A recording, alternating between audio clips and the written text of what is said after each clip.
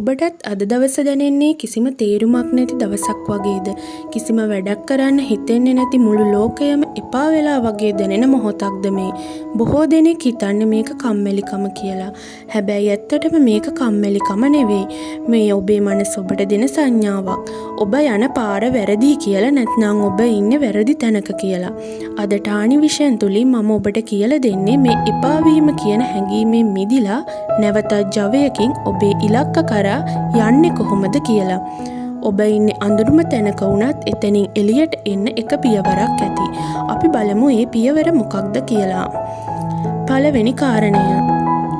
ඇයි මට මෙහෙම වෙන්නේ? කම්මැලිකම කියන්නේ නිකම්ම ඇතිවන දෙයක් නෙවෙයි. බොහෝ විට ඒකට හේතුව පැහැදිලි ඉලක්කයක් නැතිකම. ඔබ කොහේ යනවද කියලා ඔබ දන්නේ නැත්නම් ඔබේ මොළය ඔබට ශක්තිය ලබා දෙන්නේ නැහැ. ඒ නිසා මුලින්ම කුඩා ඉලක්කයක් හදාගන්න. දෙවෙනි කාරණය විනාඩි 5 නීතිය. වැඩක් කරන්න කම්මැලි හිතුනම මේක කරන්න බෑ කියලා හිතන්නේ නැතුව මම මේක විනාඩි 5ක් විතරක් කරනවා කියලා හිතලා පටන් ගන්න. අමාරුම දේ පටන් ගැනීමයි. විනාඩි 5ක් කළාට පස්සේ ඔබේ මොළය ස්වාභාවිකවම ඒ වැඩේ දිගටම කරගෙන යන්න පෙළඹෙනවා. තුන්වෙනි කාරණය පරිසරය වෙනස් කරන්න. එකම තැනකට වී වෙලා ඉන්නකොට ජීවිතේ එපා වීම වැඩියෙන් දැනෙනවා.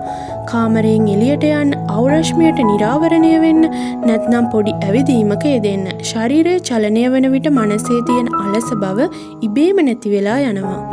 හතරවෙනි කාරණය සසදන්න එපා. සමාජ මාධ්‍ය දෙස බලා අනුන්ගේ සාර්ථක ජීවිත සමග ඔබේ ජීවිතය සැසඳීම නවත්වන්න.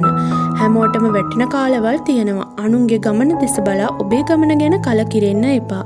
ඔබ සටන් කළ යුත්තේ ඊයේ සිටි ඔබ සමගයි. මතක තබා ගන්න. අද දවස ඔබට එපා වෙලා තිබුණත් හෙට දවස අලුත් බලාපොරොත්තුවක්. වැටුණු තැනින් නැගිටින එක තමයි නියම ජයග්‍රහණය. මේ වීඩියෝ එකෙන් ඔබට පොඩි හෝ ශක්තියක් ලැබුණා නම් ටානි විෂන් සබ්ස්ක්‍රයිබ් කරලා අපිත් එක්ක එකතු වෙන්න. ඔබේ අදහස පහලින් කමෙන්ට් කරන්න.